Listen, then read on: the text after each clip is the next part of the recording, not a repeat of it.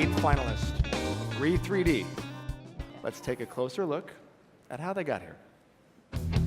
Hi, I'm Samantha, and I'm the co-founder for Re3D, where we're addressing the two biggest barriers constraining 3D printing, and that's cost and scale. First up, we have Re3D. We want to further decimate the cost barrier in 3D printing by allowing Gigabot to print with trash. That's right, reclaimed plastic. People could not only have access to their own personal factory, but control their supply chain. The first scale winner is Re3D.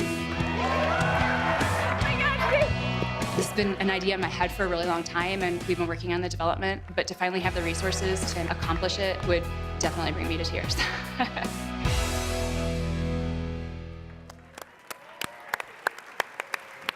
you. And to tell us more about how Re3D is making an impact, please welcome Executive Director of Parallel18, Sebastian Vidal. Come on.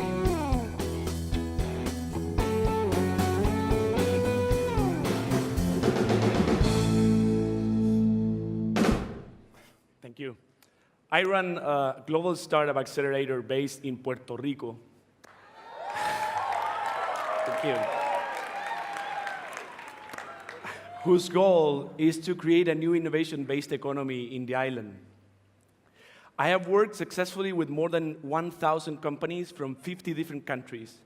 And yet, after the devastation of Hurricane Maria, I was also questioning how the startup community will survive under these conditions, with no power, no service, and no drinkable water. These challenges require innovative minds to act, like those behind Re3D. I met this team 5 years ago, and I was amazed by their focus on social impact and the potential of their technology. Just to give you one example, without drinkable water in Puerto Rico after the Hurricane Maria, we were forced to rely on plastic bottles. This left us with millions of plastic bottles all over the island. With Re3D, we can repurpose that waste and create new infrastructure, houses, coral reefs, water filters, and so much more.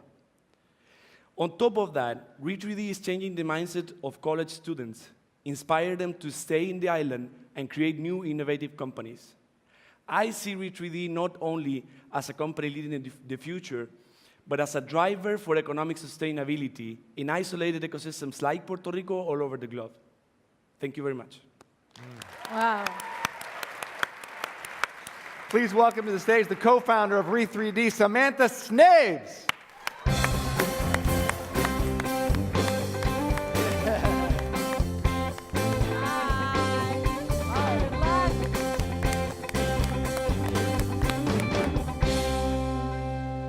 Hi, Samantha. Samantha. Where were you when I started my business 25 years ago? I waited for 3D models for 6 months, right? You know, it's a whole amazing what you're doing. The upside is I can help you now, ma'am. Yeah. Okay, good. So, amazing. I've been hearing a few little things about you and what you've been doing there in Puerto Rico. So proud. We are humbled every day. Is anyone from Puerto Rico in the audience? Yeah. Woo! You guys inspire us. That's right. So the product is not patented, right? It's open source, right? And as you know, I don't know, you have to tell me why you made that choice, being in the world that I come from. And does that present a risk in the future to you? And really, who is your vision of an end user? Is it a business? Is it the consumer? Where is really the growth for you? I'm really glad you asked that. Our team wrestles with these questions on a daily basis. Yeah, sure. We are proudly open source, socially focused, and bootstrapped. And for us, we found that having an open source perspective really allowed us to grow with a community. We started off as a project under Engineers Without Borders, NASA Johnson Space Center. As makers ourselves and pioneers and working in the open source movement, we saw a tremendous opportunity to quickly scale technologies. I was nervous you were going to ask this question, admittedly, because I know you hold a lot of patents. I only have a couple myself. in thinking about how we would prepare for this, we did a little bit of research about you, and I love that you think about mass appeal, because that's something that we think about too. When we think about global citizens, we think about our customers as problem solvers, right? Right. In markets all over the world, some that have been tapped and some haven't. We believe that with having a platform that's a big black box where you can inspire anything, it needs to be able to be quickly modified and evolved. And by having a really close relationship with our customers, we think we could iterate a lot faster than we could have by pursuing a patent. Okay. Yeah. That's right. Never forget your customer. Yeah, we think that's how you get mass appeal. Okay. Yeah. Yeah, great. I come from the tech world, so I love the idea that you're doing open source, and I agree, it'll get you there a lot faster. More people helping you build your product. One of the issues, I thought of, is there barriers to getting this plastic to recycle? I mean, in Puerto Rico, maybe not, right? Because you've got a lot of big source right now, given that they're using so many plastic water bottles. But do you think that will be a problem, or is it never ending on water bottles and you'll have plenty? Yeah, it's hard. When we first quit our jobs at NASA Johnson Space Center, we thought like in 1 year we were going to make a toilet-sized 3D printer, as we called it, under $10,000, and print from plastic trash. We quickly learned, we launched our company in Chile, these are two separate problems, and printing from garbage is ridiculously hard.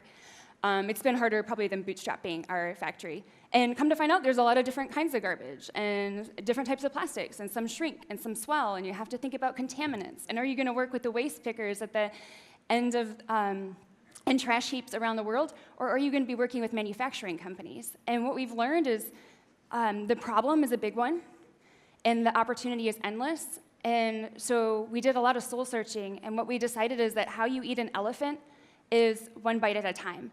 So for us, to get started, we're going to look at clean and virgin plastic. So the Gigabot that you had a chance to see out in the hallway, and the device that our team used the 180K for to prototype from plastic waste, is first taking clean and virgin plastic and plastic that's already been processed from waste. If we were to win the $1 million tonight, within 1 year we would focus on water bottles, because it's an issue in Puerto Rico. We're familiar with that plastic waste, and that PET could be very easily ground up and be used to feed the printer. Our ultimate goal, though, is with 18 months to see one at every WeWork and WeLive. So you're not only printing with water bottles, but you're printing with the lids from your coffee cups as well, and making things you can use. Tim, we're at WeWork University Park. We want to print stuff for underserved youth and school supplies in Austin, Texas. We believe that's a truly circular economy. Long term, we do want to work with waste pickers. We know there's tremendous opportunity to give people working under $1 a day a substantial increase in their daily living. Right now, they sell trash for 0.15 cents per kilogram.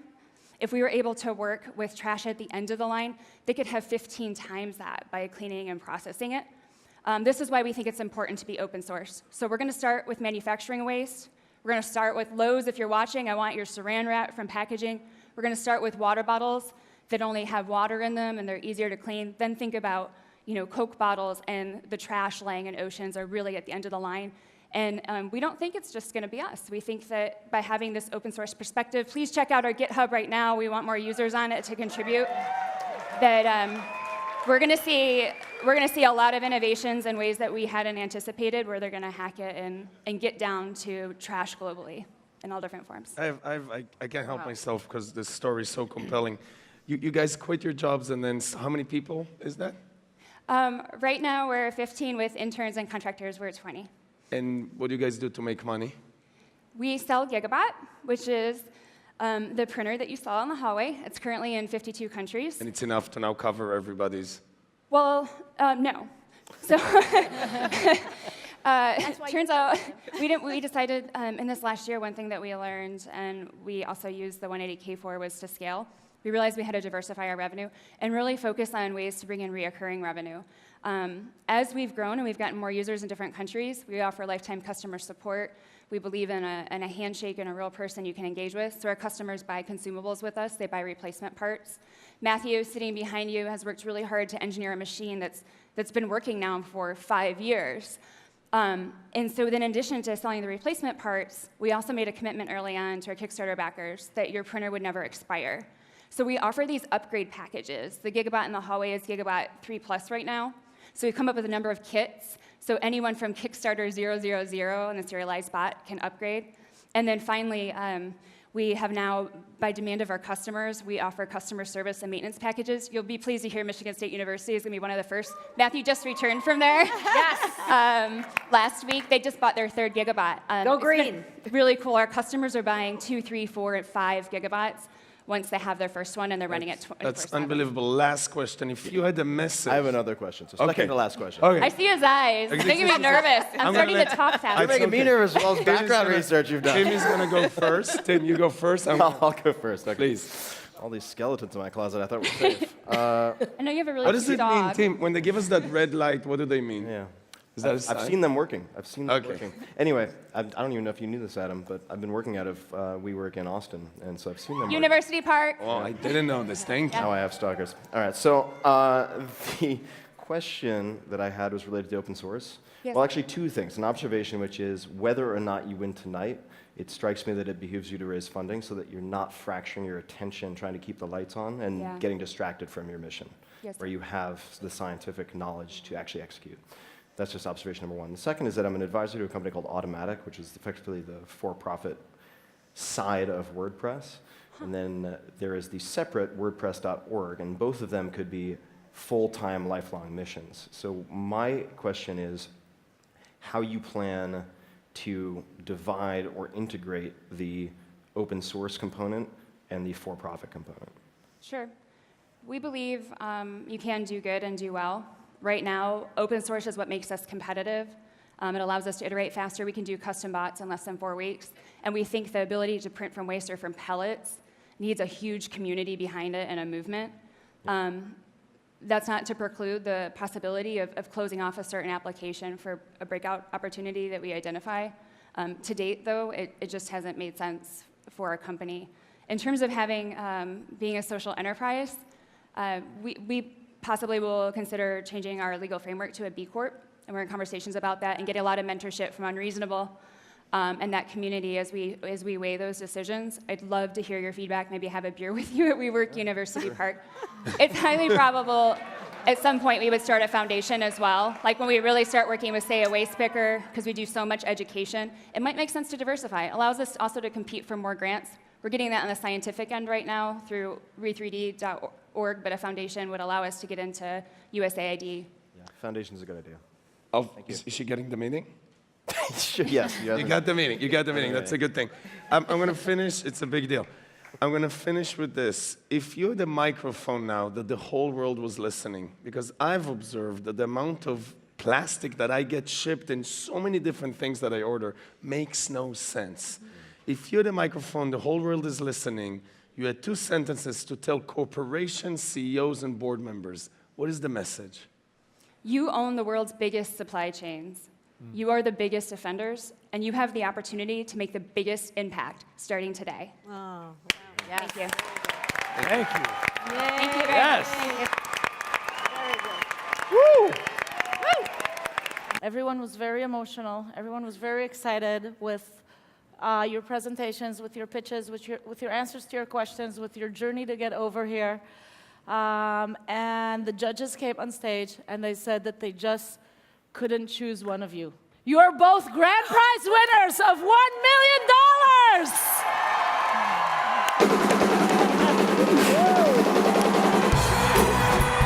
Congratulations, Mama. Team! Congratulations, man. Oh, yes. Then,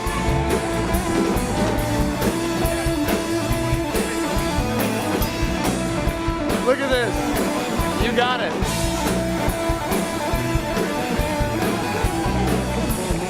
You want a picture? now, Okay, come here. Okay, now I'm going to start crying. Okay.